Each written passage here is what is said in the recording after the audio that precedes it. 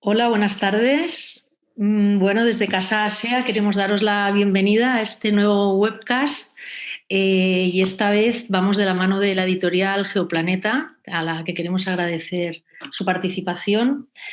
Y sin más dilación, os voy a dar la palabra a nuestro director general, Javier Parrondo, para que inicie el webcast tras los pasos del pasajero de Passenger en Japón. Javier, cuando quieras, muchas gracias. Solo recordaros, por favor, que apaguéis los micros y las cámaras para que todos tengamos una experiencia mucho más agradable de webcast. Muchas gracias y hasta ahora. También recordaros que al final de la conferencia, bueno, del webcast, habrá un turno de preguntas. Podéis participar en el chat que está habilitado vía Zoom y nuestros ponentes de hoy pues contestarán con mucho gusto. Sin más dilación, Javier, muchas gracias. Gracias, Yasmín, y muy buenas tardes a todos los que nos siguen hoy. Es un placer para Casa Asia presentar este acto con la editorial Geoplaneta y contar para ello con su editor, Dante Hermo, y con el profesor de la Universidad Autónoma de Barcelona, Blai Warné, que ha colaborado en múltiples actividades de Casa Asia y que también hoy nos acompaña para comentar un libro que, digamos, se aleja de la imagen estereotipada que tenemos de Japón y que en ese sentido entronca con el mandato de Casa Asia, que es acercar la realidad del continente asiático, pero desde nuevos enfoques. Yo creo que esta revista, este libro o este libro revista, porque yo creo que está a medio camino entre un libro de viajes y una revista, se aproxima a la realidad de Japón, como digo, con esa perspectiva, incorporando temáticas nuevas que se alejan de los mitos que tradicionalmente han rodeado a este país. Gracias en primer lugar a la editorial Geoplaneta por elegir Casa Asia para presentar esta edición de Passenger, la primera que salió casi al mismo tiempo que esta sobre Japón, versó sobre Brasil. Próximamente otro país asiático será el protagonista de esta revista, India, coincidiendo con el 75 aniversario de su independencia, así que esperamos también ser la plataforma que acoja la presentación de esa edición. Pero la que tenemos entre manos, como digo, versa sobre un país sobre el que hay un gran número de mitos y esta revista, de alguna manera, consolida algunos, pero desmitifica otros. Así que yo creo que va a ser una buena herramienta para los que se acercan por vez primera a Japón y también para los expertos sobre este país, porque analiza la realidad nipona desde nuevas perspectivas. Es un trabajo original, muy cuidado. Para aquellos que hayan podido comprar esta edición, pues verán que bueno, es un papel especial, se ha prestado especial cariño en la edición, las fotografías, etc. Y en ese sentido es un libro que yo creo que va a gustar al público que sigue los actos de Casa Asia. Tal y como he señalado hoy en un tuit que he puesto para dar publicidad a este acto, me ha sorprendido sobre todo el último de los artículos sobre los evaporados de una periodista francesa que se llama Lena Mauger.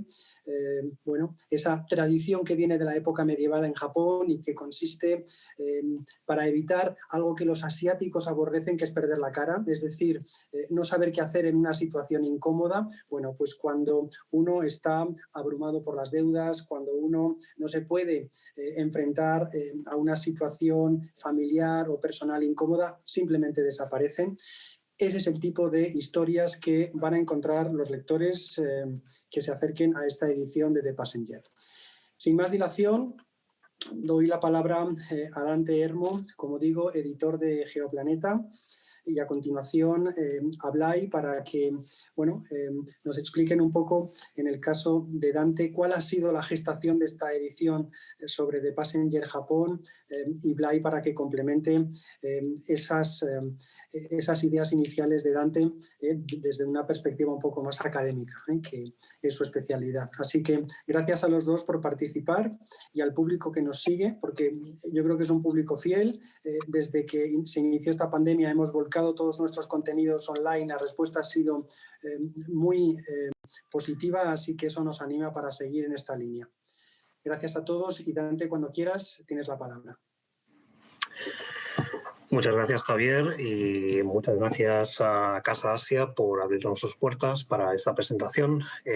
La verdad es que para nosotros es un honor estar aquí hoy y quería agradecer a Javier, pero también a Blai, porque sí es un placer estar en Casa Asia. Tener a Blai en esta presentación es todo un lujo, porque yo mientras leía los artículos de Passenger tenía siempre la necesidad de preguntarle a alguien que realmente supiera del país, preguntarle por las muchas dudas que surgen, ¿no? Porque The Passenger no es un tratado teórico, no es una guía de viaje, es una publicación que abre puertas y que invita a reflexionar sobre un país desde muchos puntos de vista, desde todos los campos imaginables, desde la música, la antropología, la religión, la política, la literatura. En este número de Passenger vamos a encontrar artículos que hablan del sumo, pero también hablan de Mishima al mismo tiempo, que hablan del blues, pero también hablan de las dificultades que tiene la sociedad japonesa, por ejemplo, para la improvisación, para todo lo que no está guionizado. Encontramos artículos que hablan de los desastres del tsunami, pero también de la relación que tienen los japoneses con sus ancestros y de las diferencias que hay entre religiosidad y espiritualidad. Podemos encontrar artículos que hablan de temas más profanos, como el mercado inmobiliario, que es absolutamente incomprensible para alguien no versado en el tema. Y en fin, encontramos temas sobre todo dirigidos a romper mitos, a romper estereotipos sobre Japón. Eso ocurre con el número de Japón, pero también con el de Brasil, con el de Turquía, con el de India. The Passenger es una publicación que busca sobre todo acabar con los estereotipos o ver qué hay detrás de ellos, ¿no? Qué los explica y qué movimientos hay en la sociedad de ese país que hacen que pervivan o que estén cambiando, ¿no? Yo creo que sobre todo es una publicación que no da respuestas, sino que abre muchas puertas por las que entrar y profundizar más, ¿no? Por eso digo que tener a Blai es todo un lujo. Blai Warné es profesor de la Universidad Autónoma de Barcelona y es un gran especialista en Japón. Y, en fin, yo he apuntado algunas de las dudas que me surgían mientras leía el libro y si queréis os la voy compartiendo y que él se explaye lo que quiera, porque además veréis que no son temas cerrados, sino que cada artículo toca muchas teclas y que invita a pasar de uno a otro de una forma bastante caprichosa, ¿no? Pero creo que también es una forma de acabar con un retrato del país mucho más fiel, ¿no? Al final, los países, las sociedades son complejas y difícilmente podemos llevarnos una imagen fiel de un país con retratos planos, ¿no? Normalmente tiene muchas facetas y yo creo que Blai nos va a arrojar mucha luz sobre todas las dudas que puedan surgir. Mira, Blai, yo cuando leía, a mí mi artículo favorito de esta publicación es el primero, Es un artículo que se llama Fantasma del Tsunami, escrito por Richard Lloyd, y que explica los efectos que tuvo, los efectos devastadores del tsunami de hace ya casi 10 años, Sí. que sobre todo en lo que tiene que ver con la reacción con los muertos, ¿no? Y ahí yo creo que sirve muy bien para distinguir lo que es la espiritualidad japonesa contrapuesta a la falta de religiosidad, ¿no? Si la mayoría de japoneses se declaran poco religiosos, ¿no? En cambio hay una espiritualidad latente que conecta mucho con los ancestros y con los muertos, que a lo mejor desde Occidente es difícil de comprender, ¿no? Sí, de hecho, bueno, tomo la palabra, muchas gracias. Permíteme, antes que de las gracias a Casa Asia, por supuesto, Dante, a ti, por haber editado este libro, que me parece magnífico. Ahora hablaremos de ello. Bueno, tenemos todo el rato para hablar de ello, así que podemos disfrutar. Gracias, Javier, por la presentación. Yasmín, Rafael, bueno, muchas gracias. Es un placer estar otra vez con vosotros aquí en Casa Asia, y es un placer estar aquí gracias a The Passenger, gracias a este libro, que de hecho, bueno, debo de confesar que cuando me comentaron la posibilidad de presentar este libro, pensé, un libro de viajes, me saltaron un poco las alarmas, pensé, a ver, ¿qué será esto? Y cuando lo recibí, bueno, primero busqué, miré la información y digo, bueno, tiene una buena pinta. Y cuando lo recibí, lo estuve hojeando, es magnífico, lo he devorado. Realmente no solo la edición, que es cuidadísima, sino la selección de autores. La primera pregunta que me vino a la cabeza es, ¿quién ha coordinado esto? ¿Quién ha editado esto? Sé que es una producción, bueno, tiene su origen en Italia, y de hecho estuve viéndolo y aparece también uno de los autores de un artículo, es también el coordinador. Bueno, me parece magnífico porque compagina muy bien, combina muy bien una orientación que es la del gran reportaje, con un pozo de libro de viajes, pero no esperan aquí encontrar ni guías de restaurantes, ni museos, ni que está muy bien, que es muy respetable, pero no es eso. Con también una reflexión, está ahí en Buruma, una reflexión académica en algunos aspectos, pero muy accesible. Así que realmente, incluso, bueno, Javier comentaba el artículo de los evaporados, el artículo del tsunami, realmente yo, bueno, me gustaría que mis alumnos lo trabajasen, me quedé fascinado. Este acto es algo extraño, digámoslo así, porque estamos aquí presentando un libro del que yo no soy autor y que ustedes, vosotros, los que nos estáis viendo, no habéis leído. Así que, bueno, tiene algo de posmoderno esto, algo de líquido, incluso podríamos decir la posibilidad de hablar de algo que de hecho es, incluso metafóricamente hablando, podemos decir, es como Japón. ¿En qué sentido? En el sentido de que realmente no estamos delante de un libro de viajes, esa era la idea que me vino más a la cabeza enseguida, estamos delante de un libro que es un viaje en sí mismo.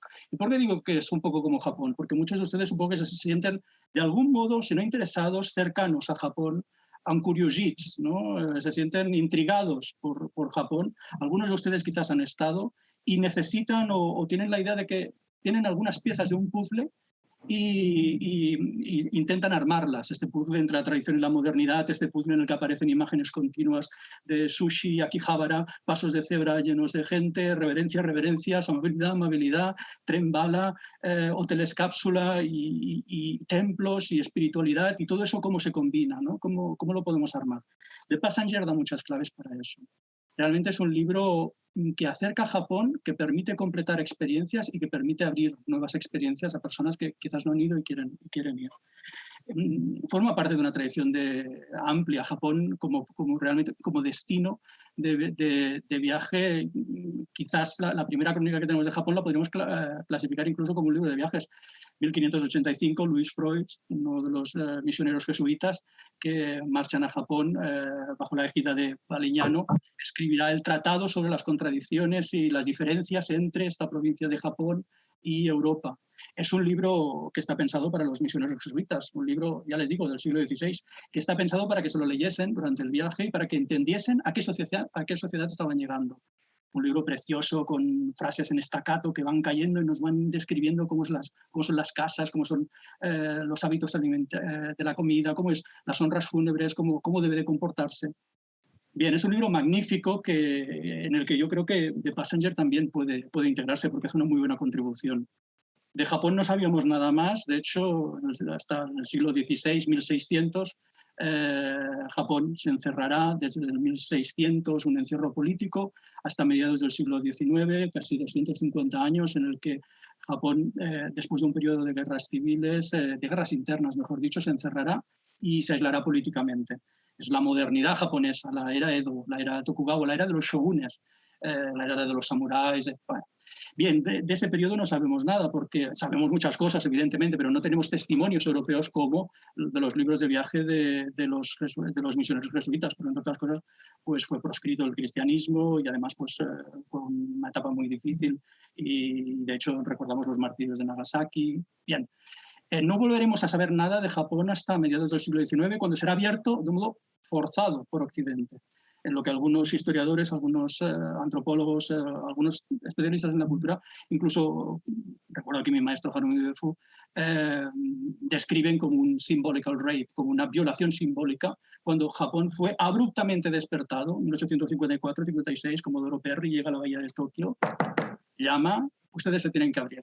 Si ustedes no se abren, yo volveré el año que viene, y vuelve, con su diplomacia de cañonera, vuelve y les abre.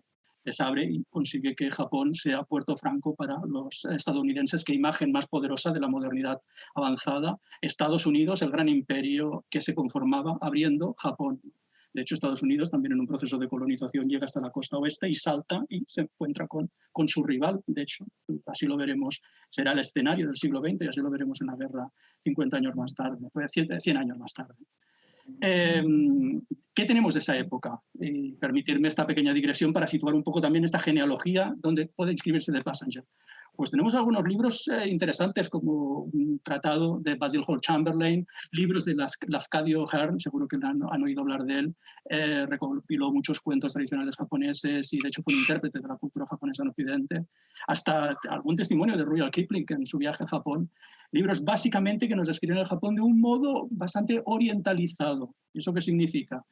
Bien, pues a través de los mitos, los estereotipos que Occidente ha creado, que Occidente desarrolla para convertir Oriente, como diría Edward Said, para orientalizar Oriente, para convertir Oriente en Oriente. ¿Y eso qué es? Pues para hacer de Oriente, de una zona vaga indeterminada del planeta, el campo de operaciones de Occidente. Porque sin este Oriente, Occidente no puede ser hegemónico. El particularismo, la singularidad, la anécdota finalmente que es Occidente, no puede elevarse a la categoría de universal y convertirse en los valores universales de Occidente. Bien, esta época es controvertida. Quizás los libros que tenemos nos hablan más de nosotros mismos, de la mirada occidental, que no de lo que es realmente Japón. Este libro no forma parte de esto. The Passenger es un libro con múltiples voces, no solo con voces occidentales, eso es muy importante, con voces japonesas, voces además que uno no esperaría encontrar, como Yoshimoto Banana, voces que uno no esperaría encontrar en un libro que pretendidamente es un libro de viajes. Y algo que y aquí retomo tu pregunta, Dante, algo que uno no esperaría nunca encontrar en un libro de viajes y que por eso es fascinante, que bueno, me ha conmovido, a decirlo, y me ha emocionado, es el primer capítulo dedicado al tsunami, al triple desastre de Tohoku, del cual el año que viene conmemoraremos el 10º aniversario, en el que, bien, un libro de viajes, si algo tendría que hacer es algo incitar al placer, bien, pues nos encontramos con un primer capítulo que está dedicado a una experiencia traumática, una experiencia muy difícil, pero contado de un modo muy bello, muy honesto, muy verdadero, muy íntimo, como es el desastre del tsunami, del terremoto, el tsunami y después el accidente nuclear que sucedió en Tohoku, en la zona de Fukushima. Es realmente conmovedor. Podemos ver testimonios de experiencias de personas que nos narran un recuerdo de algo de allí, que no sabemos exactamente de dónde viene ese recuerdo, a través de imágenes que tienen que ver con la posesión mediúmnica, incluso con las apariciones, algo muy cercano a la tradición japonesa de los yurei, de los fantasmas, en esta comunión mística que existe continuamente incluso en esta promiscuidad absoluta que existe entre el mundo tangible y lo inasible, lo intangible, entre lo irreal, y que tiene mucho que ver también con la espiritualidad, evidentemente con la espiritualidad japonesa. es lo que nos hablabas o lo que nos comentabas, Dante. Realmente la espiritualidad japonesa es un fenómeno rico, complejo, que es difícil de delimitar con la palabra religión o religiosidad. Más allá incluso del debate en torno a si la noción de religión, de shukyo, puede aplicarse como brisma, como concepto, puede aplicarse a la tradición japonesa, puesto que es un concepto nuevo que se fragua, bien se recupera en el siglo XIX, que tiene que ver que se recupera de la doctrina budista, pero que de hecho no significa exactamente religión. La experiencia espiritual japonesa nos habla sobre todo de una continuidad absoluta, de una multiplicidad de creencias, de prácticas, de un sincretismo llevado al máximo extremo. Si hacemos una encuesta y preguntamos a los 127 millones de japoneses qué religión profesan, tendremos 150 millones de respuestas, es decir, muchas más respuestas que no habitantes, puesto que marcarán, se han hecho estudios de esto, marcarán distintas casillas, puesto que el mismo concepto de religión no se aplica bien a su espiritualidad. Se puede ser budista, la gran idea, ¿no? Se nace shintoísta y se muere budista, ¿no? Se puede ser budista, se puede ser shintoísta, uno se puede casar, contraer matrimonio con un rito pseudo cristiano, ni que sea aparentemente, y evidentemente se pueden pedir regalos a Papá Noel y escribir un lema, una tablilla en un templo para pedir aprobar unos exámenes finales. La experiencia espiritual es eminentemente práctica, está orientada a actuar, a aplicar, a incidir en la realidad, y es sobre todo muy compleja, transversal en todos los sentidos. Por eso cuando hablamos de espiritualidad japonesa estamos hablando básicamente de hibridación, de multiplicidad, de presencia absoluta entre los mundos más visibles e invisibles, que es de lo que nos habla también este reportaje, este artículo, en el cual se nos plantea básicamente qué es lo que está sucediendo en un trauma tan grande y tan difícil de elaborar en la sociedad japonesa como ha sido el triple desastre, y que acaba apareciendo de un modo doloroso en personas que recogen testimonios de otros, que creen, o que escuchan, o que sienten o que perciben los recuerdos de otras personas que, también relacionado con el culto de los antepasados, que es una espiritualidad también tradicional japonesa, no han podido tener un funeral digno, no han podido ser despedidos, no han podido elaborar su duelo. Y por eso aparecen como están en las casas con el butsudan, el altar doméstico, o como cuando el Día de los Difuntos en agosto se celebra el obon en los cementerios y se recuerda a los antepasados muertos, o se les lleva el kankoji, el café de lata, o la jelly, o el paquete de tabaco, aquello que les gustaba, y se pone en su... Sí, para quien no haya leído el artículo, hay un hilo conductor, aparte del desastre, del triple desastre, hay un hilo conductor que hay un personaje para mí central, que es el sacerdote que se dedica a... No sé llamar exorcizar, porque no sería la palabra adecuada, pero sí que es digamos, la persona a la que acuden aquellos que han entrado en contacto con espíritus que han muerto a causa del tsunami o a causa del terremoto y que no han encontrado reposo, ¿no? Y entonces vagan muchas veces sin ser conscientes de... A mí hay incluso un personaje, una chica que tiene como la capacidad de atraer, una capacidad hipertrofiada de atraer a todos esos espíritus que vagan, y la pobre acaba casi desquiciada porque el pobre sacerdote tiene que hacer horas extras, el pobre, para digamos, liberar a todos esos espíritus, ¿no? En fin, es la naturalidad con que lo explica. Sí. Para el neófito como yo es sorprendente, porque parece un cuento de realismo mágico, ¿no? A mí me recuerda a veces realismo mágico sudamericano, ¿no? Sí. La naturalidad con la que habla de los muertos, de la convivencia entre muertos y vivos, ¿no? Y es algo que para la mentalidad occidental es muy difícil de asimilar, ¿no? Pero allí es algo, sobre todo teniendo en cuenta que se trata de un pueblo, entre comillas, poco religioso, es difícil de asimilar, ¿no? y de entender, ¿no? Bueno, hay varios elementos. El sintoísmo como la espiritualidad tradicional. El sintoísmo, de hecho, digámoslo así, la espiritualidad nativa de Japón es una religión o es una espiritualidad animista que reconoce potencias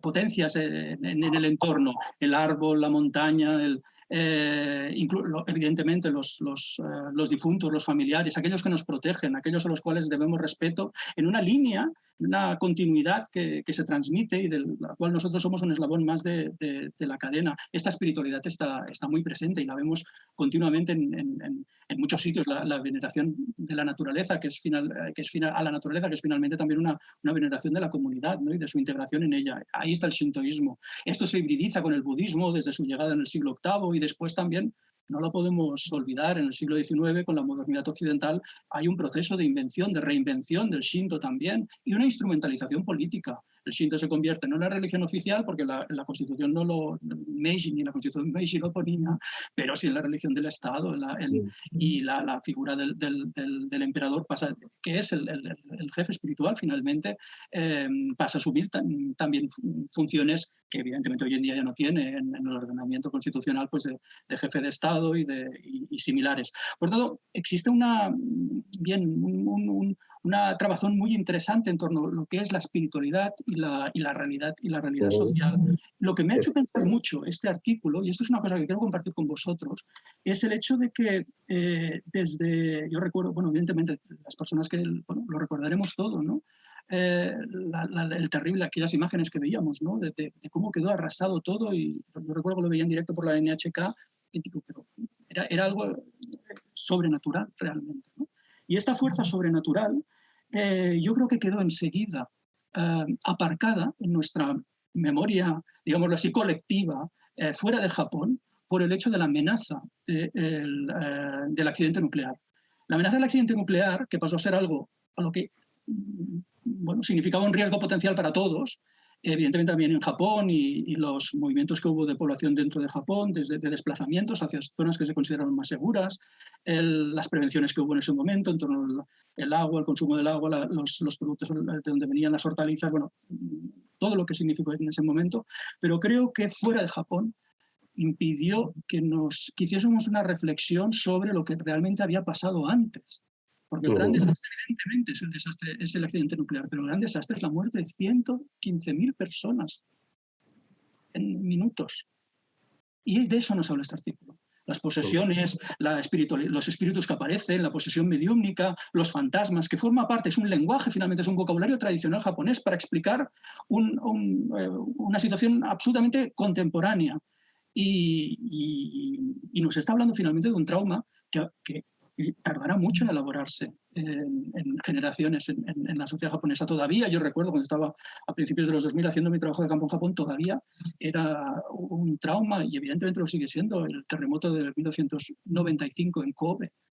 Pues imaginemos el triple desastre. Creo que se pasó, la amenaza del accidente nuclear lo que hizo fue ocultar, de algún modo, también sepultar, y por eso me emocionó leer este artículo, porque me vi también interpelado por estos fantasmas. Realmente lo que hizo fue esta amenaza del accidente nuclear ocultar miles, 115.000 víctimas que desaparecieron, y personas con nombres y apellidos, con sueños, con ideas, con la cartera del colegio preparada. O sea, bien, realmente yo os invito a leer esto porque creo que además es el mejor homenaje que podemos hacer para conmemorar el 10º aniversario el año que viene. Hay una frase... tiene más cosas, adelante. Hay una frase en el artículo que dice: los muertos en Japón no están tan muertos como en Occidente. Y es probable que vaya por ahí, ¿no? Sí, claro. Lo que pasa es que si podemos entender esta experiencia es porque no nos es ajena. Evidentemente, claro, pues todos los santos para nosotros ya no es un día que signifique mucho, pero esto nos llevaría a pensar, ¿qué Occidente? Mirad, claro, México, sí, claro, y el Día de los Muertos, y mirad, realmente nos sirve, como siempre Japón nos sirve, porque de algún modo en 50 años, periodo Meiji, 50-60 años, fueron combinados a hacer, para no ser devorados por Occidente, fueron combinados a hacer lo que Occidente había hecho en 150 años, y lo hicieron, y no se les reconoció, y aquí llegaron muchos problemas, ¿no? Pero lo consiguieron a un precio altísimo. Japón tuvo que autocolonizarse y ese fue el proceso que tuvo que seguir, autodevorarse para evitar ser devorado por Occidente. Y por eso Japón se occidentalizó a sí mismo. Esa paradoja increíble de tener que hacer frente a la amenaza occidental asumiendo las instituciones occidentales, es decir, instalando un régimen parlamentario, universidades, sistema postal, todo lo que eso significa para precisamente evitar ser una colonia más de Occidente. Es por eso que Japón nunca fue colonizado, pero en realidad es una sociedad postcolonial, como todas las otras que están fuera de este Occidente que imaginamos continuamente. De hecho, ese conflicto y esa tensión con Occidente sobrevuela por todo el libro, ¿no? Porque en casi todos los artículos se ve esa tensión entre la tradición y la modernidad, ¿no? Y los conflictos que genera, ¿no? Aunque solo sea porque desembocan en cambios muy bruscos a menudo, ¿no? Imagino que, por ejemplo, en la familia, que es un tema que también es recurrente en este libro, es cómo ha cambiado el modelo de familia en Japón, que también tiene que ver con el papel de la mujer en la sociedad y con el papel del típico oficinista, ¿no? que durante la década de los 90 fue vista como un estereotipo de éxito, todo, ¿no? Y después se fue derrumbando poco a poco, ¿no? Yo creo que en ese conflicto sobrevuela por todo el libro, ¿no? Y en parte condiciona y da forma a la personalidad de... Si es que podemos definir una fotografía de la sociedad japonesa, ¿no? Sí, de hecho el artículo de Sekiguchi Ryoko tienes una frase poderosa que le haría saltar las alarmas a cualquier persona que lo lea, que es ¿qué les pasa a las mujeres japonesas que desean ser amas de casa a tiempo completo? Hoy en día, ¿no? Después de todo, después del feminismo japonés, uno de los principales movimientos en Asia, ¿no? En 1910-1920, ¿qué es lo que está pasando, ¿no? Bueno, no es que deseen, y ella también lo dice provocadoramente, evidentemente, no es que deseen ser amas de casa a tiempo parcial, es que las condiciones están pensadas para que sigan aspirando a eso y para que el techo de cristal del que a veces hablamos sea un techo de hierro, una metáfora muy japonesa, el triángulo de hierro que entrama los intereses de clase política, industria y burocracia, un sistema funcionarial muy fuerte, sobre todo de altísimos funcionarios. A ver, tenemos que pensar que si Japón es lo que es, el milagro económico japonés de los años 60, que debe mucho a muchas circunstancias, entre ellos pues también a la colaboración de Estados Unidos, a la guerra de Corea también y sobre todo debe al esfuerzo y a la capacidad del pueblo japonés por levantarse y por reconstruir el país y enfocarse hacia una misma dirección. El milagro económico japonés funcionó porque las mujeres poco a poco fueron conminadas a convertirse en la base, la intendencia de un sistema que ha sido fundamentalmente patriarcal, androcéntrico, heteronormativo en toda la extensión de lo que esto significa. Las mujeres pasaron a ser las directoras generales del hogar. ¿Por qué? Porque la familia se convirtió en una empresa, a la vez que la empresa se convirtió en una familia. Y esto es muy peculiar, porque cuando las empresas se convierten en familia, igual el capitalismo asume un tono paternalista, igual desactiva así también reivindicaciones laborales y asume o implica o puede aplicar una serie de compromisos de largas jornadas de trabajo, de dedicación exclusiva, en un sistema vertical en el que los trabajadores se deben a la empresa y por tanto todas sus aspiraciones y toda su energía debe de estar concentrada allí, mientras que las mujeres lo que deben de hacer es facilitar esto, porque finalmente son la correa de transmisión de una ideología que lo que hace es pensar en el bien común. Una reinvención, digámoslo así, en la posguerra, en el régimen modernizador de posguerra, 50-60, y que en los años 70 ya tiene sus máximos exponentes y será no solamente el crecimiento ilimitado de los 60-70, duplicando continuamente la producción, sino finalmente el consumismo ebrio la riqueza, la bonanza económica de los 80, ¿no? La gran que lleva finalmente, que anuncia finalmente el estallido de la burbuja económica e inmobiliaria financiera de los 90. Pensamos que también algo de reinvención tiene este modelo de la mujer en casa, la mujer en un momento en el que de hecho todavía resonaban los ecos no elaborados, puesto que no hubo una ruptura tal como había sido prevista en un primer momento entre el régimen de preguerra y de posguerra. Pensemos en el reverse course de la administración norteamericana, a finales la administración norteamericana del 45-52 y de hecho, Tratado de San Francisco del 52, pero de hecho a finales de los 40, 48, 49 es lo que los historiadores explican como el reverse course. ¿Qué es el reverse course? ¿No? El golpe de volante, ¿no? El giro que empezó a dar prioridad a la recuperación económica frente a otros objetivos como habían sido los del New Deal, de la democratización, de la desmilitarización de la sociedad. ¿Por qué? Bueno, no es azaroso, porque en 1948-49 Mao, la amenaza comunista, la nueva geopolítica se estaba fraguando y la necesidad de que Japón no solamente fuese un aliado, sino fuese también el escaparate del capitalismo en Asia, ¿no? Bien, por eso digo, hubo una cierta continuidad en algunos elementos y la imagen poderosa que encapsula a la mujer durante toda la preguerra, es decir, antes del 45, es la de la Ryōsai Kenbo, la buena esposa, madre sabia, la hacendosa madre sabia que cuida del hogar y forma a los futuros soldados, futuros súbditos del imperio, ¿no? Bien, esta imagen, que evidentemente es de preguerra, de algún modo, algunos ecos continúan más allá y finalmente acaban determinando la separación absoluta de los roles y el confinamiento de la mujer en el hogar, con imágenes que después se convertirán incluso en acusatorias.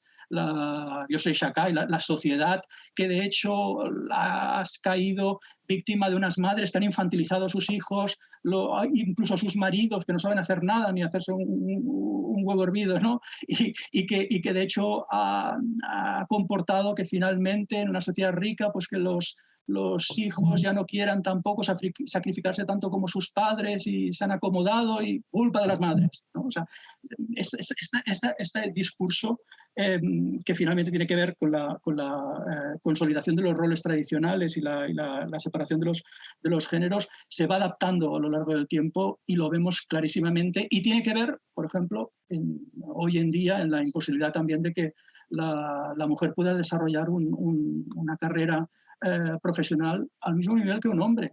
Se dan datos en el libro, por supuesto, y seguro que muchos de vosotros habréis oído también algunos de estos temas. Se habla incluso de la curva de la M, ¿no? Aquella en la que la mujer cuando sale de la universidad o termina sus estudios superiores a los 21, 22, 23, 25 años, pongamos por ahí, se casa y entonces al casarse pues tendrá un hijo y al tener un hijo se dedica a su crianza y la M no volverá a subir hasta que el hijo pues ya vaya a la secundaria o ya pueda valerse y entonces la mujer se intentará reintroducir en el mercado laboral de la montaña, de la cima de la M a esta otra. En este tiempo el hombre habrá hecho un recorrido que será directo o incluso ascendente. La mujer descendente evidentemente no podrá incorporarse en los puestos de trabajo a los que aquí podría haber aspirado, ¿no? ¿Y dónde podrá incorporarse? Pues al sector servicios. De hecho, una de las gráficas que aporta el libro, y concretamente en este artículo dedicado al rol de la mujer, es que Japón está a la cola de países donde las mujeres ocupan cargos directivos en las grandes empresas. A la cola por detrás de Argentina, Países Bajos, México, demás, ¿no? En fin, yo creo que eso es muy significativo, ¿no? Y porque de hecho el rol tradicional de la mujer en casa es el que ha sostenido el sistema, ¿no? Y digamos que el momento en que romper con ese rol es romper también con el sostén del Lo has dicho muy sistema. bien. Ha sostenido el sistema y también ha sido una economía, una mano de obra barata, subalterna, que se ha podido activar y desactivar cuando ha convenido. con menos garantías. O sea, si menos de 1.300.000 yenes, aquí también se explica, si la mujer ingresa esto haciendo pues trabajos parciales, que es algo, Sí. el mercado laboral japonés es muy flexible, entiendan esto en toda la extensión, para lo bueno y para lo malo, para lo neoliberal también, puede ser reconocida como persona, de hecho como dependiente, o sea, no tiene que hacer declaración de renta, va al seguro social del esposo, por tanto no queda invisibilizada y además de algún modo se promociona, se promueve que no ingrese más que este 1.300.000, porque si ingresa más no le saldrá cuenta tampoco ingresar más y después tener que pagar. Pero es que las empresas, cuando se enfrentan a esto, incluso, evidentemente, esto es algo que es disputado y que genera controversia en la sociedad japonesa. La mujer cuando se casa suele renunciar a su nombre y asume el nombre del marido en la inmensísima mayoría. Podría ser cualquiera de los dos cónyuges, por supuesto, pero es la mujer, o sea, desaparece su apellido, como sucede también en otros países, pero todo esto genera debate social, pero cuando este debate social se lleva a la práctica en medidas políticas, por ejemplo, habrán oído hablar del Womenomics, ¿no? Del Abenomics y estas medidas para que las mujeres puedan hacer carrera profesional también, finalmente acaban en agua de borrajas, en algo que no acaba de concretarse, que parece más bien un intento de algo, pero que tiene mucho que ver. Hay un artículo aquí también de Ian Buruma que habla de los populismos y cómo los populismos no existen en Japón, algo que yo no estoy personalmente de acuerdo del todo, pero bueno, tiene mucho que ver también con la política de espectáculo, pues Womenomics, pero que no llega finalmente a conseguir objetivos, puesto que lo que sí que tenemos es un sistema, por ejemplo, en las empresas, un sistema que permite, bueno, está pensado básicamente, se aplica generalmente a las mujeres, un sistema en el que las mujeres tienen un doble recorrido. El recorrido profesional, y el recorrido profesional es similar al de los hombres. Estamos hablando de las empresas donde uno puede aspirar a un contrato permanente. Es decir, la de las tres joyas, ¿no? Tradicionales, el contrato permanente, los beneficios por promoción, por seniority, ¿no? por antigüedad, y esas empresas grandes del sindicalismo de empresa, donde los sindicatos, que es este es un mito igual de lo que pensamos sobre Japón, pues los sindicatos son básicamente sindicatos de empresa y no sindicatos transversales que puedan luchar por los derechos de los trabajadores. Pues bien, uno de estos recorridos es seguir más o menos el mismo recorrido que el de los hombres y por tanto hacer carrera profesional. Pero eso significa traslados, significa una serie de condicionantes que se considera que la mujer no podrá asumir por muchos motivos, por si está casada o no está casada, por si quiere tener hijos o no quiere tener hijos, y todo eso va apareciendo. O bien otro recorrido, que es el que se suele aplicar generalmente a todas las mujeres que trabajan en grandes empresas y que acaban haciendo un trabajo subalterno de secretariado, de office lady. Este es el anglicismo, ¿no? Y que incluso se justifica desde sectores de la patronal como, claro, es que tener que formar a personas, porque nosotros formamos, es así, las grandes empresas japonesas forman a sus trabajadores y los moldean, los adaptan para que puedan también adaptarse a distintos tipos de departamentos y conozcan la cultura de su empresa. Si tenemos que hacer esta inversión, no nos saldrá cuenta, no será rentable, no será... Bueno, todo esto finalmente perpetúa la desigualdad y la discriminación, y convierte este techo de cristal en un techo de acero que es vivido de un modo muy opresivo por muchas mujeres, que tienen que dedicarse, como aquí lo explico muy bien, quizás muchas de ellas también se dedican a la artesanía, a enseñar, tenemos que ver también, hablaremos de los evaporados si nos da tiempo, ¿no? Pero también de los escapados, que es un tema que he trabajado personalmente. Los escapados son aquellos que, Escaping Japan, un libro que publiqué, diré la editorial puesto que es en inglés y no es competencia de este libro, en Routledge, con mi compañero Paul Hansen de Hokudai, de la Universidad de Hokkaido, donde explicamos precisamente por qué algunas personas no acaban de encajar en su sociedad en Japón, y en ese caso también el caso de las mujeres que tienen aspiraciones profesionales, y encontramos, piensen en ello, más profesoras de japonés que profesores de japonés, y por alguna cosa también será. Así que, y aparte del mercado laboral, claro, el cambio de roles también evidentemente ha ha supuesto un terremoto en la familia, ¿no? En la familia nuclear que había sido el sustento de la sociedad japonesa. Y uno de los artículos de Passenger habla, que se llama precisamente Asuntos de Familia, de Giorgio Amitrano, habla precisamente de cómo el cine se centra en el cine, aunque lo hace extrapolable al mundo del manga o al mundo del teatro y demás, ha ido reflejando esos cambios en la familia, ¿no? Habla, por ejemplo, yo, que soy no soy un especialista en cine japonés, sí que conozco Cuentos de Tokio, que lo pone como ejemplo paradigmático, ¿no? de película que refleja los cambios, ¿no? en la familia japonesa tradicional, ¿no? Correcto, sí, Cuentos de Tokio es la gran película que narra eso, ¿no? Realmente el paso de una familia extensa, incluso del IE, de esta imagen tradicional del IE, de la familia extensa japonesa, reinventado también en la época Meiji, porque finalmente pues, es una aplicación de una institución tradicional que solamente era definida como tal, primogenitura masculina, herencia indivisa, bien, por aquellos que tenían alguna cosa que transmitirse, que eran las grandes familias samuráis. Pero bueno, extendida a toda la familia en este proceso de japonización, precisamente de japonización de Japón, y que todavía está de algún modo, sigue reproduciéndose en el libro de familia, lo que nosotros llamaríamos el libro de familia, que es algo que en España también se retiró, pero que tampoco no acaba de verse exactamente cómo será. El libro de familia es el Koseki, realmente, un documento en el cual puedes trazar el recorrido de esa familia y que, aunque ya no tenga un jefe de esa familia, como antes de la guerra, y ese jefe de la familia era responsable legal, era responsable de autorizar los matrimonios, aunque ya no tenga un jefe de familia, sí que tiene un surco, una dirección absolutamente patriarcal que se va reproduciendo.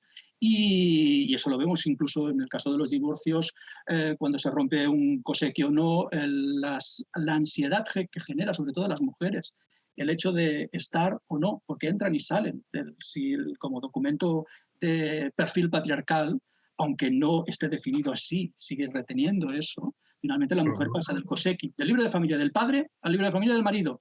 Y por tanto entra o sale. ¿Qué sucede si hay un divorcio? ¿Qué sucede con...? Bien, todas estas cosas quedan reflejadas y tienen consecuencias o pueden tenerlas en articular mitos, en articular fantasías en torno a pues, tus hijos cuando cuando los tengas que escolarizar o cuando vayan a pedir un empleo, aunque no es legal ya, por escándalos precisamente, en los años 70-80, no es legal ya pedir el koseki, si lo es pedir otra documentación donde también se puede rastrear esto. Así que realmente la asignatura pendiente de Japón es la igualdad de género, sin duda, puesto que hay mucho camino, mucho margen de mejora.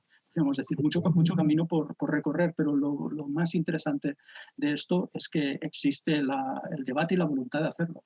Así que no es algo que tengamos que nosotros que explicarles nada, porque realmente es algo que se está pasando. O sea, si quieres hablamos de uno de los artículos que probablemente con el que más discrepas probablemente, que es el de Ian Buruma.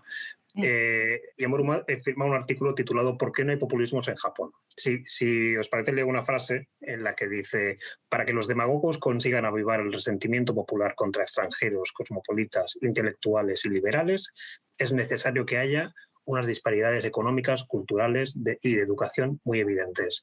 Esa es la razón que esgrime Buruma para justificar por qué él cree que no hay populismos en Japón, ¿no? ¿Tú no estás de acuerdo? Bueno, mi admiración para Ian Buruma, sin duda, El peso de la culpa, bueno, el gran narrador de Japón, el gran intelectual, de hecho, y debemos muchísimo a todo lo que nos ha explicado de Japón, y invito a todo el mundo primero a leer este artículo y segundo a leer sus obras, porque además están muy bien escritas, es un gran autor, muy evocador en su forma de narrar la historia japonesa, básicamente moderna y contemporánea. Claro, no acabo de estar de acuerdo porque realmente, finalmente, aparecen muchas imágenes de un Japón que ya no es exactamente así puesto que el Japón homogéneo, el Japón de Ware Nihonjin, nosotros los japoneses que somos de una sola clase social, todos somos clase media, la no class society, que decían los investigadores anglosajones, en los 70, en los 80, cuando triunfaba el Lessons from Japan, las lecciones de Japón, frente a las crisis que vivimos en Occidente y cómo de mal van nuestros negocios y nuestra economía, frente a esto, Japón renovará nuestras organizaciones, nuestras instituciones. ¿Por qué? Porque nos puede hablar de la resiliencia, nos puede hablar del compromiso, nos puede hablar de allí donde nosotros hablamos siempre de independencia, de mis derechos. Japón lo que hace es hablar de los deberes de los unos para con los otros, la dependencia de los unos para con los otros como un valor, no como un lastre, que es lo que nosotros consideramos si alguien es dependiente de alguien. No, no, es un valor ser dependiente. Ese sí que es un valor auténticamente japonés, puesto que la sociedad no avanza si no avanzamos todos, ¿no? Bien, esta idea, que es una idea muy de posguerra, de ethos de posguerra, y que también se traduce pues en un momento muy determinado en el que Japón se ha replegado sobre sí mismo. El Japón anterior a 1972 es un Japón sin Okinawa, puesto que está bajo la administración de ONU, pero realmente de Estados Unidos. Es un Japón en el que los Ainu no son visibilizados, y ahora hablaremos un poco de ello, puesto que todavía prevalece la antigua ley de 1899, la ley de protección, mal llamada protección, de los nativos del norte, de Hokkaido, y prevalece hasta 1997. Esta ley está en vigor. Por tanto, es un Japón casi sin diversidad cultural aparente. Es un Japón donde, tras el desastre de la guerra y una posguerra durísima, y los sacrificios de la posguerra, es un Japón que avanza y que se recompone. Por tanto, es un Japón en el que las diferencias económicas son pues, bastante menores a las actuales. Es el Japón que permitiría a Nakane Chie, la gran antropóloga japonesa, en los años 70, publicar The Japanese Society y explicar Japón como una sociedad homogénea. Y es el Japón que a principios de los 80 el primer ministro Nakasone caracterizaría como el Japón un solo Estado, una sola lengua, una sola cultura. Eso es Japón. Y mírense, Nakasone, el homólogo de Ronald Reagan en la época de los inicios del neoliberalismo, Reagan, Thatcher, Nakasone, ¿por qué no? Pinochet. Bien, pues Nakasone, evidentemente no los estoy comparando, Nakasone, el gran primer ministro, Ron Ieyasu, la relación estrecha que tenía con Ronald Reagan, en esta ambivalente relación siempre con Estados Unidos, que por un lado promueve la internacionalización del acercamiento de Estados Unidos, por supuesto como el máximo aliado, bajo su paraguas nuclear, por otro lado también promueve los valores tradicionales japoneses. Dice, fijaos en Estados Unidos, larvados por los conflictos raciales, larvados por las crisis económicas, y nosotros somos un solo pueblo, una sola lengua, un solo Estado. Aquí está nuestro secreto. Después del estallido de la burbuja inmobiliaria económica, después de todo eso, después de una década perdida, que se convirtió en 2 décadas perdidas, en 2 generaciones perdidas, digámoslo así como los propios japoneses lo dicen, después de la recesión económica y el actual estancamiento, y después de las medidas de la Abenomics que no concretan, que las políticas fiscales no acaban de funcionar, que el consumo no se reactiva, después de todo eso, los japoneses ya no hablan de somos un solo pueblo. Hablan de la Kakusa Shakai, de la sociedad de disparidades, de la sociedad de diferencias. Los japoneses, que a principios de los 70 se les preguntaba de a qué clase social se adscribían, y la mayoría, un 80%, decían que formaban parte de la clase media, los japoneses hoy en día se reconocen como una sociedad de diferencias de clase. No todos los japoneses son ricos. En Japón hay gente que lo pasa bastante mal también para llegar a fin de mes, que tiene que tener varios trabajos. Así que esta idea de que como no hay diferencias de clase, como no hay diferencias educativas, hombre, como no, las universidades fueron privatizadas también, incluso las universidades públicas se convirtieron en nacionales y en un modelo en el que tenían que buscar su financiación también. Así que esta idea es discutible.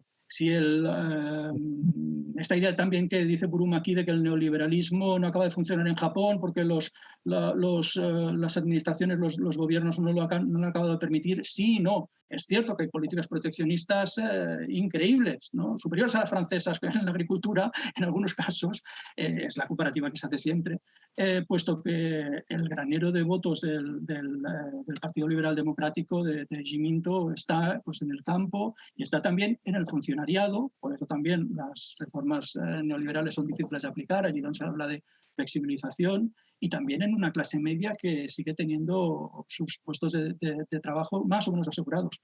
Pero comentar esta idea o hablar o asegurar que no hay populismo precisamente por eso, no sé, yo sería más partidario de pensar que igual los populismos existen dentro de lo que es las distintas facciones de un conglomerado de sensibilidades políticas como es el Partido Liberal Democrático, que lleva más de 50 años en el poder, solamente con dos pequeños lapsos del 92-93 que coincidió con la crisis económica, y del 2000, en diciembre de 2012 fueron las elecciones, pues 2013, 14, 15 y básicamente perdón, el 13 es cuando volvió el LDP, correcto. Por tanto, desde el 2010, 11, 12, correcto. 10, 11, 12, que fue precisamente cuando sucedió el tsunami y estaba en la oficina del primer ministro, y no estaba el LDP. O sea que, bueno, es relativo, pero eso no le quita valor a este artículo. De hecho, es magnífico poder ver cómo él argumenta la cultura del trabajo como uno de los elementos, y eso sí que es un elemento muy japonés, el orgullo por el propio trabajo, que tiene que ver también con la idea del capitalismo de Estado casi de la posguerra, como uno de los elementos que impide que se activen emociones que vayan, ya está cubierto ese aspecto por la propia realización de la persona, que se integra a una sociedad que es más compleja que eso, ¿no? Bueno, rápido. Otro de los, pues, hablabas de que esa aparente homogeneidad de la sociedad japonesa en realidad era solo aparente, es decir, y otro de los artículos de la revista, uno titulado De hombres y osos, habla precisamente de esa falsa homogeneidad cultural. Es un artículo dedicado a la cultura Ainu y de hecho explica que el redescubrimiento de la cultura Ainu no ha sido solo para los extranjeros, sino para el propio pueblo japonés, ¿no? Porque les habían dado la espalda tradicionalmente y los están redescubriendo ahora, ¿no? Sí, sin duda. De hecho, es un tema del que podríamos haber hablado también cuando hablamos de la espiritualidad, ¿no? La comunión con la naturaleza, la imagen del oso es precisamente por eso, ¿no? El oso es el gran símbolo, ¿no? de la espiritualidad Ainu.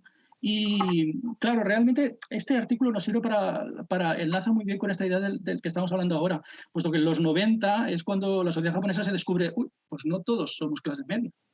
Hay gente que le va mejor y hay gente que le va peor.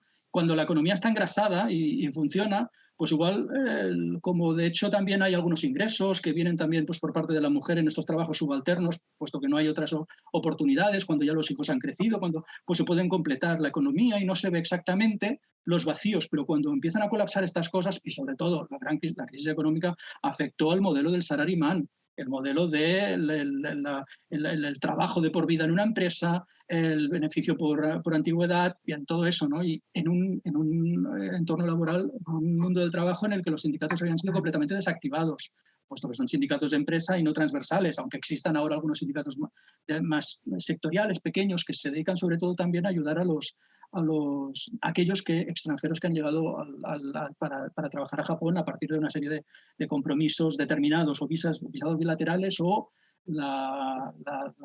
el retorno, digámoslo así, de los descendientes de japoneses los Nikkei, que marcharon a finales del 19, principios del 20, fundamentalmente desde Hawái y después a Estados Unidos y sobre todo a Latinoamérica. Bien, la sociedad japonesa se descubre como una sociedad diversa, como diversa socialmente, no todos somos clase media, sucede en los 90, finales de los 90, y se descubre a la vez también como una sociedad multiétnica. Y eso es increíble, puesto que les he hablado que en el 83, el primer ministro Nakasone, de los carismáticos primeros ministros, explicaba que nuestro secreto es una sola lengua, un solo Estado, una sola cultura. Pero eso es un mito. Realmente Japón nunca ha sido homogéneo, aunque la explicación de la homogeneidad se haya adaptado muy bien a ciertas circunstancias. Claro, Japón replegado en sí mismo, sin presencia de Hokkaido, con Okinawa, con una economía que se recupera más o menos, donde el pastel económico se reparte de un modo más o menos fluido. Es un Japón mucho más homogéneo que no el Japón de después de la crisis económica. Bien, lo mismo sucede también con la multietnicidad, con la multiplicidad de culturas. Japón, y pensémoslo desde el inicio, la escritura japonesa llega a través de los maestros siglo IV, III, IV, llega a través de los maestros de escritura coreanos, pero es una escritura china. Y a partir de aquí se adaptará. Seguimos trabajando con los kanji, los hanji, y tenemos la lectura japonesa y la lectura china, bueno, la imitación de la lectura china tamizada por las distintas olas de llegada de la escritura y después por el paso del tiempo, ¿no? Y los desarrollos silábicos japoneses, ¿no? La espiritualidad del budismo. Realmente la presencia de los coreanos también ha sido importante, pero si ya nos vamos a la modernidad, Hokkaido fue colonizado en 1879, que se incorporó como tal, como Hokkaido, la región de Ezo, se incorporó en este proceso precisamente de definir el Estado-nación y encontrar sus límites frente a Rusia, la Sajalín, y frente a China. Y de hecho, cuando después de llegar a finales de la década de 1880 del siglo XIX, de llegar a Okinawa, incorporar el reino de Okinawa, que era un reino de vasallaje doble, tributario del clan de Satsuma y también de China, salta donde, pues, a Formosa, a Taiwán, y de aquí después pues ya vendrá evidentemente Manchuria, la guerra, Corea, protectorado japonés incorporado desde 1905, incorporado realmente como protectorado en 1910. ¿Eso qué significa? Que Japón en la actualidad todavía tiene una población coreana, unos 600.000 coreanos, de los 2,5 millones de coreanos que hubo en la década de los 30-40, que fueron traídos al archipiélago japonés para trabajar en las fábricas, en las minas, puesto que la mano de obra escaseaba, ya que los japoneses tenían que formar parte del ejército imperial, ¿no? Y también con personas de origen chino. Estos coreanos descendientes son unos 600.000 y siguen hoy en día con una casuística increíble en cuanto a muchos niveles: producción cultural, visibilidad social, diáspora y además rota entre el norte y entre el sur. Piensen, la guerra de Corea fue posterior, lo que eso significa también, reconocimiento o no, adscripción o no. Bien, tenemos por tanto un grupo de población coreana, tenemos también la población de Okinawa, y tenemos también los Ainu, tenemos, por tanto, una diversidad cultural que es pública y notoria, si se la deja aparecer en los medios de comunicación, si se le hace caso. En 1997, finalmente, se abole la ley de protección, la llamada ley de protección de los indígenas del norte, de los aborígenes del norte, de los Ainu, y empieza un camino. 2008, el Parlamento, la Dieta japonesa, reconocerá, será un pronunciamiento, de hecho, una declaración formal, reconocerá a los Ainu como pueblo indígena, como minoría indígena de Japón, pero no será hasta 2019, febrero, eso fue ayer, cuando el gobierno japonés emitirá la ley, finalmente, que dará curso a esta proclama de la Dieta, una ley de reconocimiento como minoría indígena de los Ainu. Una ley que significa, entre otras cosas, pues que en el 2020 se ha inaugurado por primera vez un Museo Nacional Ainu. Museo Nacional significa, porque de museos Ainu ya existían, Museo Nacional significa que la identidad Ainu es incorporada a la nación japonesa, que hasta ahora se pensaba excluyente, monolítica, homogénea, guajin, japonesa, ¿de acuerdo? Pues forma parte de eso también y es nuestro patrimonio, ¿no? Pero bueno, eso significa un desarrollo. Luego tiene que ver el reglamento. ¿Cómo se desarrollará esto? ¿Qué compensaciones habrá? Ya se están pidiendo, ¿no? Subsidios o reconocimiento de derechos de uso tradicional de las tierras, de los recursos, de la pesca. Es un proceso dolorosísimo en el que los Ainu han sufrido mucho y en el que los japoneses no han tenido información sobre esto. Y junto a los Ainu y junto a Okinawa y junto a coreanos, zainichi, residentes permanentes, los Nikkei, los latinoamericanos descendientes de japoneses que a partir de finales de los 1980, con con una sociedad rica que ya no quiere hacer los trabajos de las fábricas de montaje, necesita mano de obra, ¿y qué hace? Precisamente para preservar el mito de la homogeneidad, va a buscar aquellos que, de hecho, son como nosotros, son nuestros descendientes, sienten como nosotros, quizás hablan japonés también. Pero cobran más barato, ¿no? Correcto, y emite las visas Nikkei 1990 que permiten hasta la tercera generación reivindicar un visado para ir a trabajar a Japón, en un proceso en el que también de algún modo quedan invisibilizados, puesto que aparte de que van a determinados núcleos, y son directamente desde Brasil desde una población, desde Recife, desde donde sea, a Aichi, a la cadena de montaje de Toyota, pues quedan invisibilizados también por su aspecto físico, y además se encuentran en un entorno en el que no existe una seguridad laboral ni un sindicalismo que luche por ello. O sea que realmente el multiculturalismo en Japón es un debate actual. Pensemos un último apunte. Los trainees, todo lo que son los trabajadores, los becarios, digámoslo así, que van a hacer prácticas, sobre todo chinos del sudeste asiático, que van a hacer prácticas a empresas japonesas y que han superado el número a los Zainichi, 800.000, Zainichi 600.000 los coreanos. Es decir, es una sociedad absolutamente multicultural. Lo que pasa es que no lo termina de reconocer y no hace políticas desde el gobierno, desde el Ejecutivo Central, políticas para trabajar la integración y el multiculturalismo. ¿Y dónde repercute esto? En la administración local, que tiene que bregar con los problemas del día a día. Cómo se saca la basura, y es muy difícil en Japón sacar la basura, porque no se puede sacar cada día. O sea, hay que sacarla cuando toca lo que se quema y lo que no se quema, cuando toca el plástico, cómo integrarse en las asociaciones de barrio, cómo aspirar incluso a un alquiler. Aquí aparece también en el artículo de Yoshimoto Banana, con todas las miles trampas que pueden existir. Son problemas que recibe la administración local, que está poniendo recursos para gestionar eso. Dante, Blay, perdón que os interrumpa.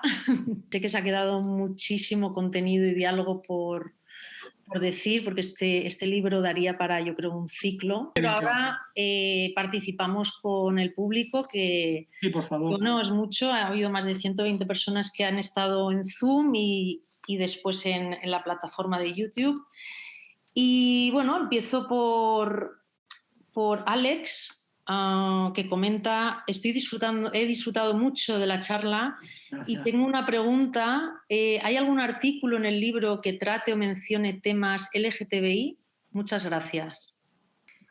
Expresamente LGTBI no, pero sí que es cierto que hay uno de los artículos en el que uno de los protagonistas es Mishima, y trata de forma tangencial el tema de la aceptación de la diversidad sexual, ¿no? de los japoneses, pero como tema central no aparece.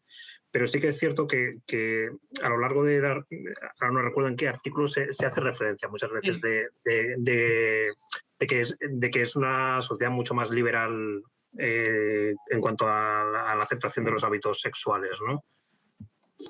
Sí, bueno, para no alargarme mucho, sí. Es cierto, sin duda el artículo en el que se habla de Mishima, ¿no? Hay allí se explica una relación muy íntima que tenía con uno de los miembros de su ejército, de su milicia privada, pero aparte de esto sí que hay algunos datos, creo recordar, algunos datos relacionados cuando se habla también de matrimonios, de nuevas familias, alguna mención tangencial, no un artículo en sí, pero sí alguna mención tangencial sobre el tema de las nuevas familias. Piensa que es un tema que en Japón, esto nos llevaría a otro debate, ¿no? Pero realmente también se ha dejado en los municipios. No se ha abordado, evidentemente, es impensable ahora mismo un matrimonio homosexual, incluso las formas que se utilizan son incluso la adopción de un cónyuge por otro. En el caso estoy pensando de dos hombres, de un hombre por otro y tal, bueno. Que es como un sistema para poder formar una familia, una unidad. Pero bueno, sí que es un debate actual y está en manos, puesto que el Ejecutivo Central no lo asume y tampoco lo asume la Dieta, está en manos sobre todo de los municipios, que sí que han abierto registros de parejas de hecho. Eso sí que, o sea, que la sociedad japonesa es viva, dinámica y no hay que explicarle nada. O sea, pero hace las cosas a su ritmo. Y a ritmo también que a veces marcan la otra parte del océano. O sea que si las cosas cambian mucho en Estados Unidos, pues igual también, vamos a ver ahora, igual se puede ser más progresista también en Japón. Bien, muchas gracias, Blay y Dante. Tenemos más preguntas. Cecilia Vila pregunta si una mujer se divorcia y sus padres ya han fallecido, si tiene un koseki propio. Uy, el koseki siempre genera... ahora estoy pensando como mis estudiantes siempre con el koseki, porque dedicamos varias clases a hablar del koseki. Bien, claro, la mujer puede tener un koseki propio, por supuesto que puede tener un koseki propio, pero pensar que el koseki como registro, como libro de familia, no es libro de familia, traducción, pero finalmente lo que nos está hablando es de una unidad familiar. Por tanto, se reconoce a partir del matrimonio. No tiene sentido ir a pedir tu koseki cuando estás viviendo en la unidad familiar que es la de tus padres. Pensar que las viudas, por ejemplo, y digo las viudas porque la longevidad es mayor en las mujeres, quedan en el koseki del difunto marido. Así que la casuística es enorme. Y incluso escándalos y debates y pleitos y alguno de ellos, el primer ministro Koizumi, divorciado, y también fue pues uno de sus hijos también hubo allí, o sea, que es un debate actual. La casuística es enorme. Matrimonios entre japonés y no japonés, mujer, hombre, mujer, ¿cómo funciona? ¿Dónde se escribe? Puesto que los extranjeros no pueden tener koseki. Es un documento para los ciudadanos japoneses, pero es un documento que también está perfilado de un modo muy étnico. Finalmente, bien, si quieres, escríbeme y hablamos un día del koseki. Si pones en Google Blay, con I latina, UAB, Japón, me encuentras. Estaré contento de que me mande el mensaje y el koseki es una pasión. Es un registro y es un registro que tiene muchos remanentes patriarcales. Pero pensar que hasta hace poco el libro de familia existía en España. ¿Qué significa esto del libro de familia y cómo funciona, cuándo te lo dan, a quién se lo daban, a quién no? Y hay una ley, cambió creo que hace ya 6 o 7 años en España, que se iba a hacer un registro de ciudadanía. Pero eso está un poco parado, creo recordar. Ahora en Japón también, ahora hay una ley que ponen una especie de DNI, porque en Japón no hay DNI, my number, ¿no? Mi número, pero no lo están desarrollando del todo también. O sea que, bueno, escríbeme. Muy bien, pues Cecilia, si quieres saber más sobre el koseki, escribe a Blay. Yo apuntar también, me ha encantado la presentación, disfruta mucho también todo lo que habéis hablado sobre igualdad de género y el papel de la mujer, que para Casa Asia es un tema prioritario y que tratamos en numerosas conferencias y ciclos. Y solo apuntar eso, que me ha encantado personalmente, y también quizás por momentos me ha recordado un poco ciertas cosas que mencionabas, Blay, me ha recordado pues a la sociedad española quizás en otros tiempos, o hace 2 años hicimos una conferencia sobre fecundidad en España y Japón, era muy similar, es decir, creo que recordar que en Japón la tasa de fecundidad era de 1,4 y en España 1,3, es decir, que habían como similitudes muy interesantes, ¿no? Y el envejecimiento de la sociedad, tanto española como japonesa. Sí, esta es una línea que de hecho, perdona, Yasmin, sí. Es una línea de investigación, esta línea comparativa entre España y Japón, que no está desarrollada. Nos hemos dedicado sobre todo los especialistas en Japón que trabajamos en España, pues o bien a la recepción de la cultura japonesa en España, o bien a todos los temas que tienen que ver con el análisis de la sociedad japonesa. Pero hay algunos temas que son riquísimos para ser analizados. Evidentemente, la transformación de los roles y, en este caso, la incorporación de la mujer en el mundo del trabajo. Yo a mis estudiantes, cuando les pregunto qué es sus labores, ellos no lo saben, pero nosotros, Dante, Yasmin, nos suena perfectamente, ¿no? Bien, es necesario recordar esto para ver hasta qué punto. Es que las conquistas son muy recientes. En Estados Unidos hasta principios de los 70, las tarjetas de crédito no estaba escrito en ningún sitio, pero se concedían generalmente a las mujeres casadas o a sus maridos.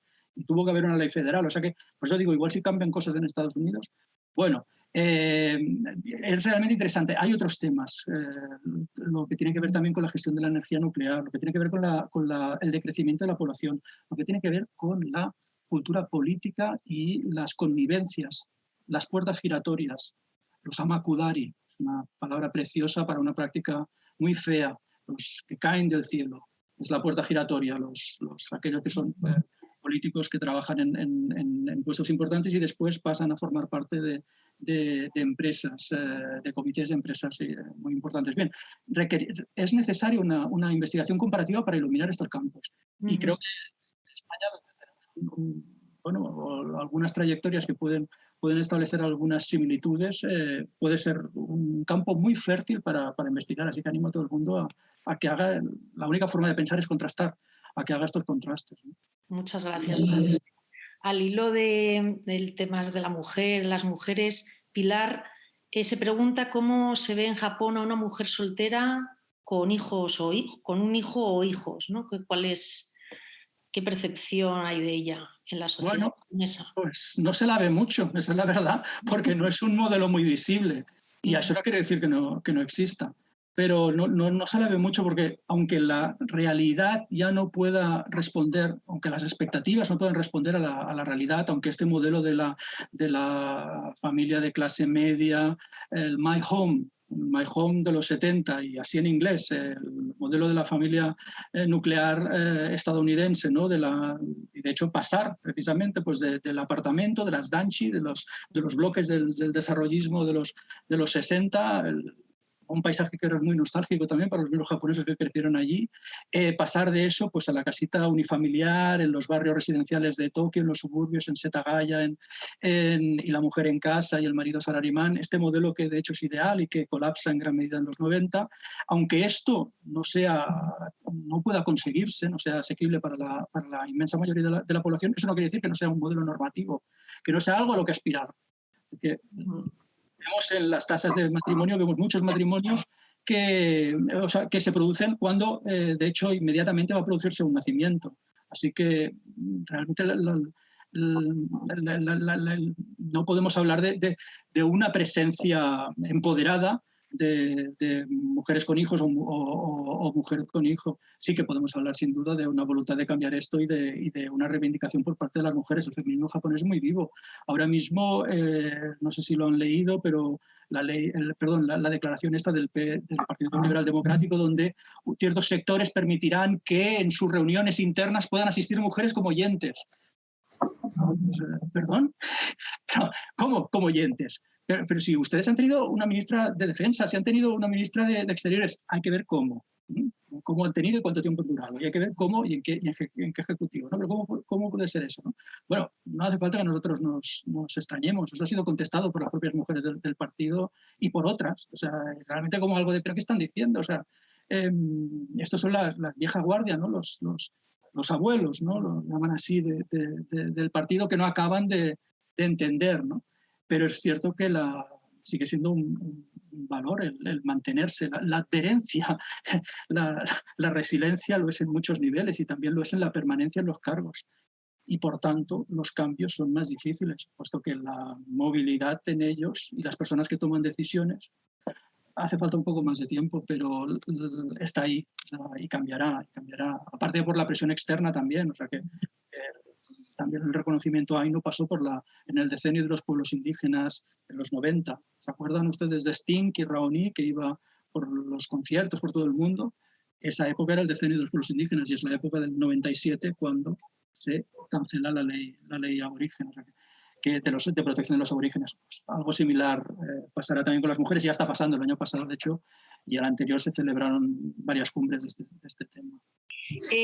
Alberto pregunta el tema de los desaparecidos. ¿Cómo consiguen borrarse en un país donde está todo tan regulado?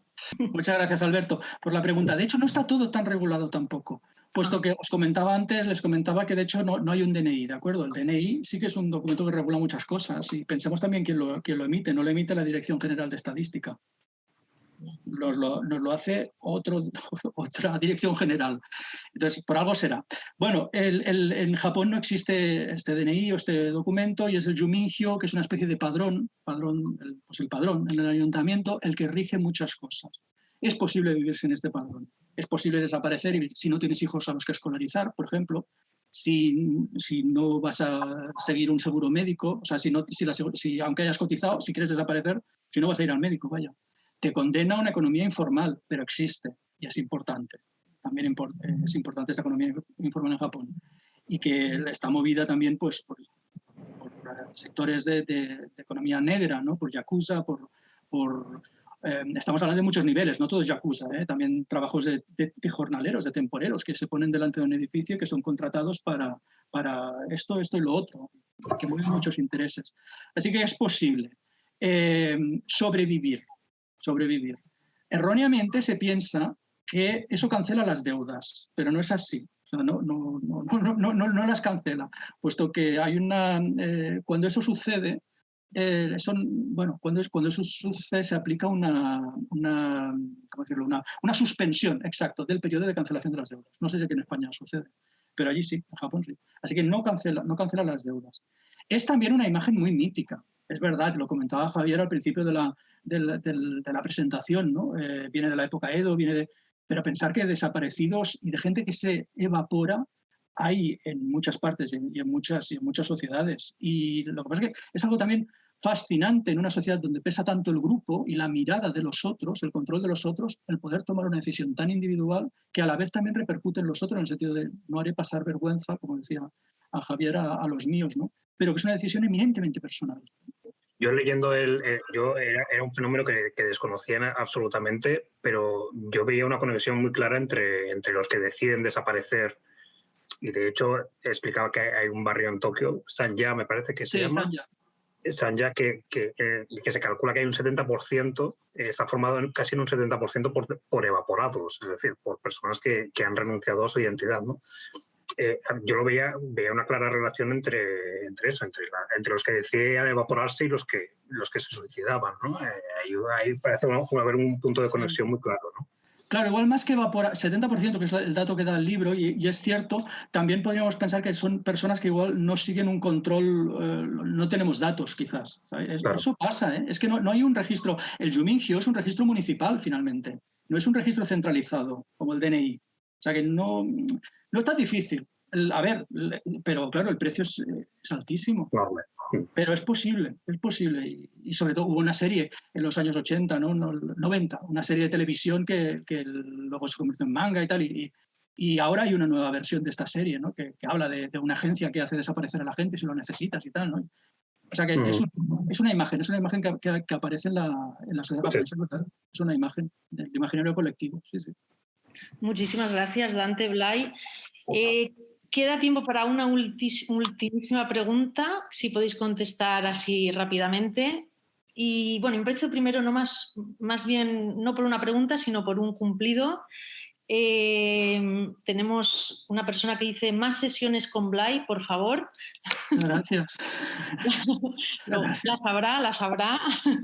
Y Monse Corby pregunta si podríais darnos el nombre del mejor escritor de historia moderna y contemporánea japonesa, y que ha sido un placer escucharos hablar. Wow, aquí ya complicada. Cada uno, es aquí, a ver, que esté traducido, o si no directamente Andrew Gordon, yo te diría. Andrew Gordon sin duda está en mi panteón, ¿no? No nos da tiempo a que lo traiga. Perdón, tendría que estar por aquí, pero ahora no lo veo. Andrew Gordon, Modern History of Japan, creo que es el título, Modern History of Japan, Andrew Gordon. Pero hay joyas preciosísimas, ¿eh? También este de Killing, solamente sobre Emperor of Japan, este es precioso, es Andrew Gordon, Modern History of Japan, sí, sin duda, es el que te recomiendo. Creo que no está traducido al español, sino, escríbeme. Muchas gracias. Andrew Gordon, Modern History of Japan. Es una compilación preciosa y muy accesible porque además tiene unas 300 y pico páginas, se lee muy bien y documentadísima. Y si no, escríbeme. Muchas gracias. Lo siento, han quedado preguntas en el tintero, pero era de esperar. Ha quedado mucho diálogo también. agradecerte, Dante, tu participación. Yo soy os doy las gracias. A Geoplaneta, a Lola Escudero por haberlo hecho posible también, que nos puso todas las facilidades del mundo. Y Blai, por supuesto, muchísimas gracias otra vez por compartir tu sabiduría y sobre todo pasión. Es decir, que es un placer escucharte y estoy segura que el público siente lo mismo y piensa lo mismo, ¿no? Y nada, emplazaros. En breve pues presentaremos el otro título de la colección, que será sobre The Passenger India. Y también para los que queríais más estar con Blai, pues vamos a hacer organizamos con Blai un ciclo de conferencias que se empezarán corrígeme si me equivoco, Blai, en marzo y acabarán en junio. Sí, correcto, una cada mes. Con motivo de la presentación de un máster sobre estudios de Asia Oriental, ¿verdad? China, Japón y Corea. Tendremos un poco de todo. En la autónoma, cultura.